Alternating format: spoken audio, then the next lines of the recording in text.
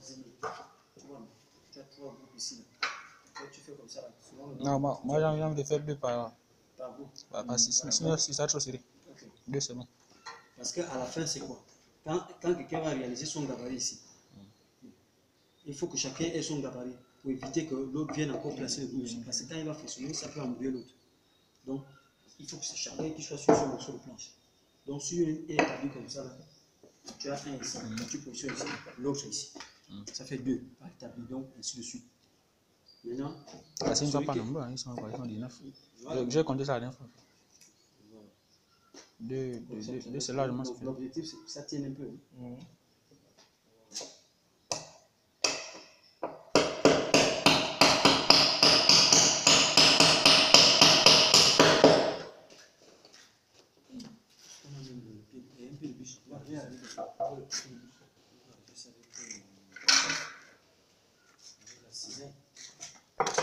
puisque vous dites que le bois est solide, mais vous avez, les gens qui ont enfoncé ça, ils ont fait comme ils ont enfoncé les plots.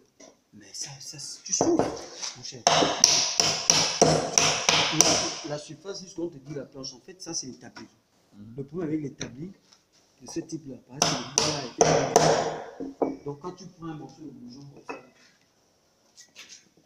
quand tu fais un morceau comme ça,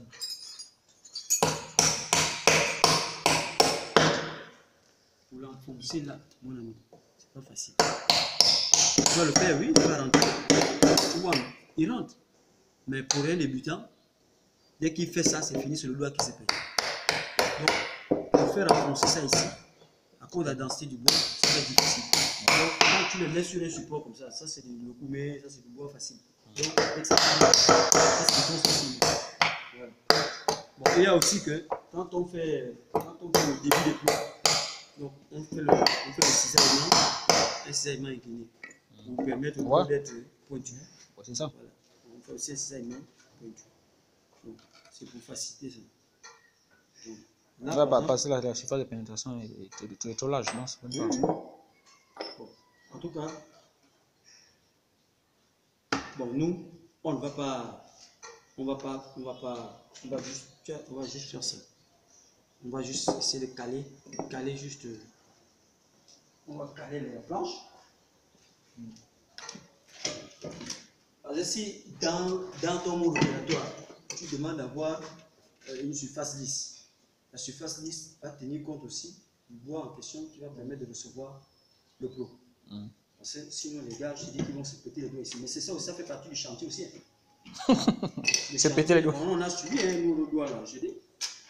Quand on te dit que tu viens comme ça là, et que tu fais l'exercice comme ça, tu vois comment ton doigt part. Alors tu n'as plus envie de faire les pétés. Les filles fuient, mais elles n'étaient plus à cause de ça. Dès qu'elle arrive à la maison, on a son gars dit non, c'est faux. Tu n'étais pas au chantier. Tu n'étais pas nulle part. C'est compliqué. Quand tu vas aller avoir le point, la femme aussi. Parce que tu veux faire ton coup. Mais tu as vu Onzarata, lui, il faisait travailler même les imprimes ici. On avait un imprime ici qui avait la béquille comme ça, il marchait comme ça. Quand tu fabriques des parpaings, on nous a dit, toi, tu vas fabriquer le parpaing aujourd'hui.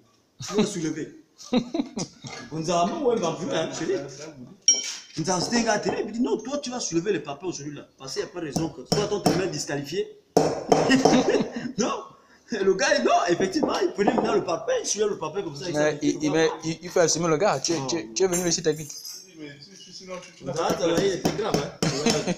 C'est l'eau, c'était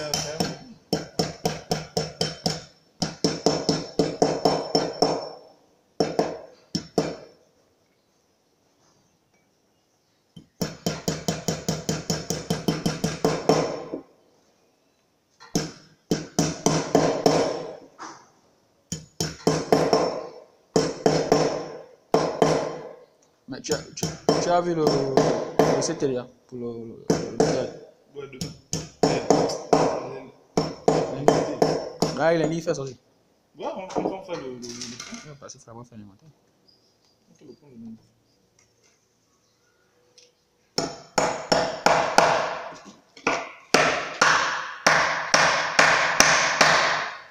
Le problème. Ça, c'est tout ça. Le point là ne semble plus.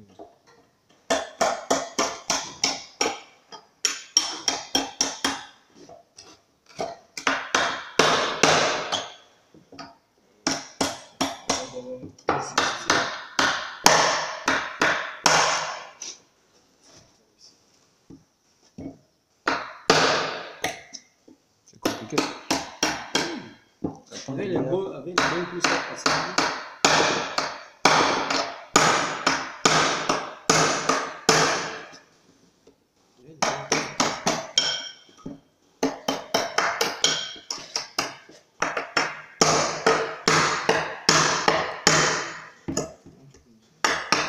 Ça tient. Oui, ça tient. Voilà, on va tout enfoncer.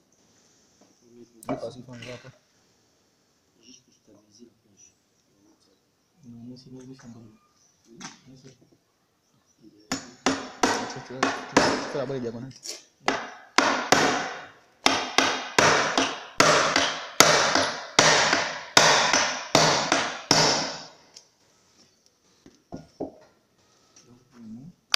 Donc, stabiliser. On va chercher donc notre habillement. On va le mettre de côté. Je prends le niveau qui est dans la ville ici. C'est bien, non? Non, Au moins pour que ça soit droit. c'est un alignement quelque chose, c'est pas un alignement que ça soit incliné comme ça ou pas, mais si on veut juste une ligne directrice. Tu vois, non? On met une ligne directrice, c'est comme ça. Voilà. Bon. Et puis on trace.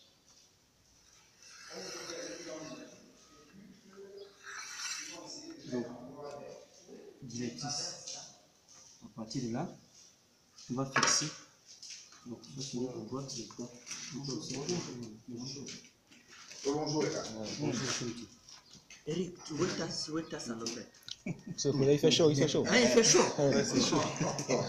Ah, là vous êtes sur le frère, c'est bon les gars. Donc là, on va chercher la perpendiculaire.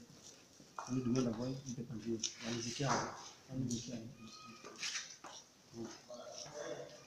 Bon, il y a deux choses. Parce qu'en réalité, sur le terrain, bon, comme c'est la maçonnerie, l'équerre est déjà une pièce qui est fabriquée. En principe, nous-mêmes, on devait être capable de faire le tracé d'une perpendiculaire. Parce que quand on est sur le terrain, c'est plus que tu n'as pas l'équerre. On doit nous-mêmes, à partir d'un clou, et puis une ficelle. Tu vois, non? Les méthodes géométriques qu'on nous a appris à faire le tracé des perpendiculaires. Donc on fixe un point A, et puis on cherche à obtenir une perpendiculaire qui passe par A. On nous a toujours enseigné que tu prends la ficelle, tu prends une dimension comme ça, tu coupes une partie ici, tu coupes ici la même partie là.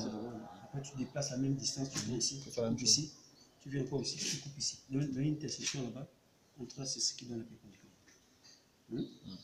Bon, maintenant on va aller très vite parce qu'il y a déjà l'équerre. Ah, c'est l'objet du premier cours, là, parallélisme et autres. Voilà, ça c'est les tracés géométriques. Donc comment tracer un angle droit. J'ai mis En ça, fait, j'ai mis ça au ça, programme. là, ça c'est bon, ça c'est comme un prérequis. Parce que eux, ils doivent être supposés avoir vu ça. Non, bah ouais, c'est juste pour. C'est un rappel de cours en C'est fait. ce que j'ai dit, c'est ça, hein, c'est un prérequis. C'est un prérequis. Et c'est important. Voilà.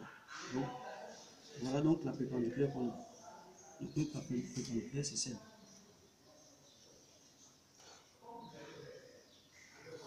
Donc on a le point A. Donc c'est ici. Point A. Maintenant, à partir de là, cette directrice d'étale, cette ligne droite qu'on appelle l'étale,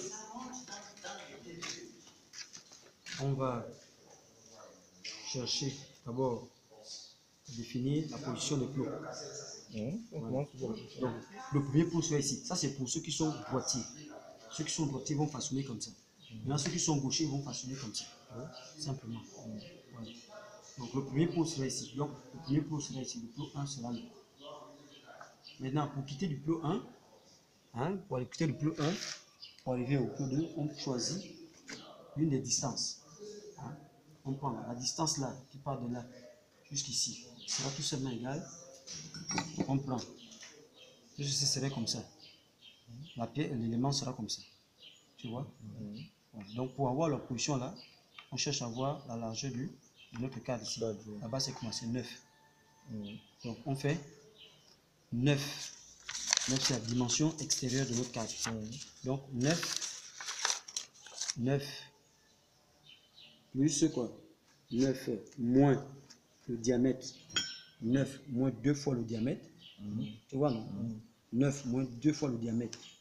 Donc, on a 9 moins 2 fois le diamètre. Donc, 9 fois, ça fait 1,2. Donc, moins 1,2. Donc, on a déjà 9 moins 1,2. Ce qui reste là, c'est quoi? Oui. c'est 7,8. 7,8. Donc le 7,8 là, c'est ce qui me permet de tracer la distance intérieure. Distance intérieure ici. Donc là. Parce que c'est ça qui va nous limiter le plot. Donc je vais prendre, le mettre ici. Je vais prendre ici, à partir de là. Tu vois? Parce que le diamètre là-bas, si c'est la barre de 6, la barre de 6 viendra comme ça. D'accord? Donc moi ce que je cherche, c'est la dimension intérieure. Dimension intérieure. C'est ce que je cherche. Donc c'est dimension x. Donc x est égal à 9 moins 2 fois le diamètre. Donc je mesure, j'ai trouvé, c'est 7,8. 7,8, je mesure 7,8. 7,8. 7,8, c'est quelque part ici. Je mets comme ça. Vous voyez? 7,8. Je mesure 7,8. 7,8, c'est quelque part ici. Parce qu'il faut qu'à la fin, quand je vais terminer, je vais mesurer la dimension extérieure de mon cadre. Donc, ce que j'obtiens là, je vais tracer l'autre perpendiculaire. Ici.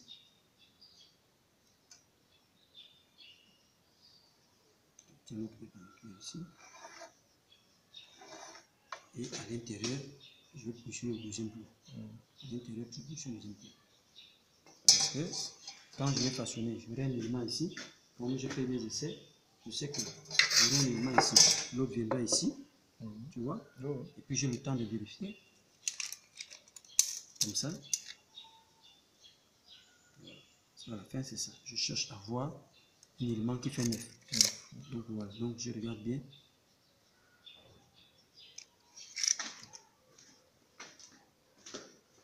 On est à combien? On est à 9. On est largement à 9. C'est bon? Largement à 9. Intérieur, non? Non. Intérieur, ça doit faire 7. Ah oui, tu as vu.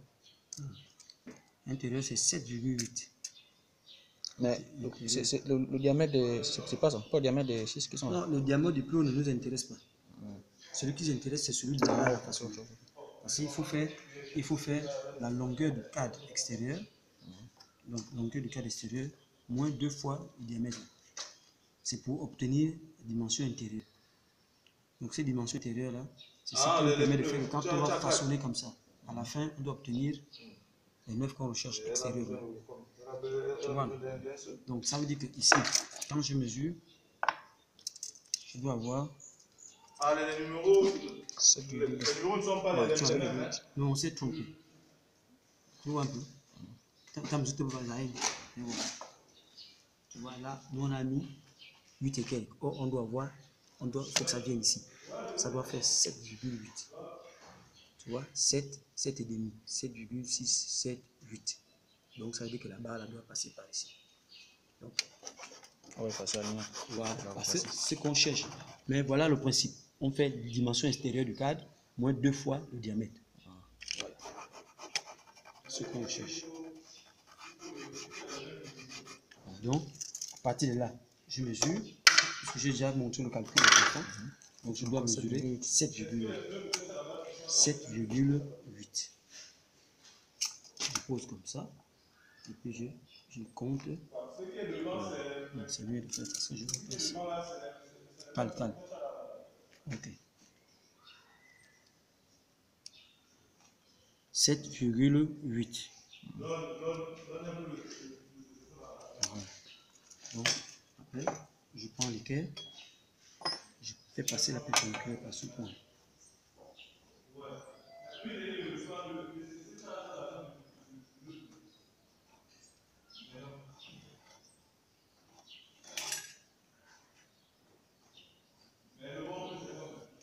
Elle peut ne pas aller là-bas, mais l'essentiel c'est d'obtenir la position. Donc ici, j'aurai le plot 1, ici, j'aurai le plot 2 ici. Donc cette dimension me permet d'obtenir le petit côté. Voilà. Maintenant, je vais chercher maintenant le grand côté. C'est 13.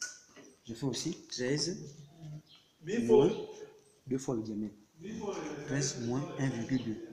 13 moins 1,2. Il va me rester, j'enlève déjà 1 ici, il va me rester 11,8. Là, 11,8. 11,8. Donc je vais aussi prendre le 11,8 ici. Toujours à partir de là. Je prends ici. Parce que les niveaux doivent être les mêmes derrière aussi.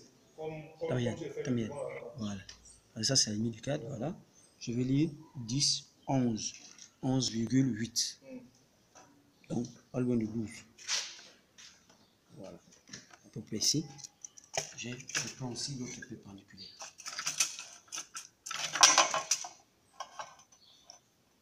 Je vais passer ça à ce point-là.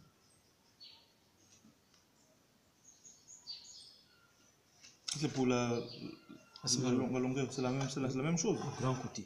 13 moins 13 moins 2 fois le diamètre. 2 fois le diamètre. Voilà. Même chose. Je fais ça. Donc, j'ai ici le plot 3. Donc, ça, c'est le plot 1. 1, 2, 3. Maintenant, à partir de là, les autres plots secondaires, là, les plots secondaires, ça, c'est pour caler. Pour caler l'élément, pour éviter que l'acier se déplace pendant le façonnage. Mais ceux-là, on les positionne arbitrairement. Parce que, par exemple, quand vous allez poser votre barre comme ça, là, Si on fait ça, voilà, il faut caler un ici, un ici. Ou bien vous pouvez caler même un ici, un là, ça ne dérange pas. Ou si vous voulez même poser un ici, un là et un là. Ça dépend. C'est pour caler, c'est tout. Voilà, c'est pour le calage, simplement. C'est juste pour le calage. Donc maintenant, à partir de là, on va chercher, on a fini ça, non? On va chercher maintenant les plots. Avant de fixer les plots, on doit aussi déterminer ici la dimension CD là. C'est ce qu'on appelle la dimension qui permet d'obtenir le crochet. Voilà, le crochet. Or, le crochet C, c'est souvent égal à c'est souvent égal à 10 phi. 10 phi. Voilà, 10 fois le diamètre. Donc, si notre barre fait 6, ça fait 6 mm fois 10, ça fait 60, donc 6 cm. Donc, 6 cm. Donc, C, D ici, doit faire environ 6 cm. Donc, je prends 6 cm ici. Donc, C. Je coche 6 cm. Ça, c'est ce que vous avez appelé là-bas. C'est D. Donc, on met C ici, on met D ici. Voilà. Donc, ici, j'ai le crochet.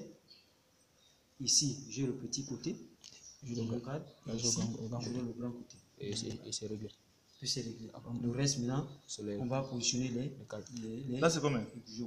6. 6, ok, Mais c'est bon. c'est la longueur. Non, je sais, du c'est voilà. 10 phi. Je voudrais juste dire. 6. Maintenant, à partir de là, chacun a son nombre de plots.